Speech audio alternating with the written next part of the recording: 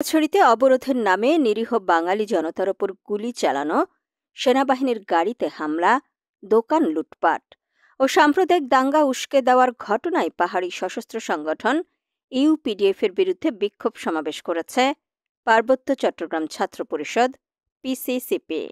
রবিবার বিকেল 4টায় ঢাকা বিশ্ববিদ্যালয়ের টিএসসি রাজু চত্বরে অনুষ্ঠিত এই সমাবেশ থেকে ইউপিডিএফ সহ পাহাড়ের সক্রিয় সকল সশস্ত্র সন্ত্রাসী গোষ্ঠীকে অবিলম্বে নিষিদ্ধ করার দাবি জানানো হয়। পিসিসিপির কেন্দ্রীয় সভাপতি শাহাদাত হোসেন কায়েস সমাবেশে বলেন, ধর্ষণের মতো মানবিক ইস্যুকে ঢাল হিসেবে ব্যবহার করে সেনা বিরোধী প্রচারণা চালানো হচ্ছে।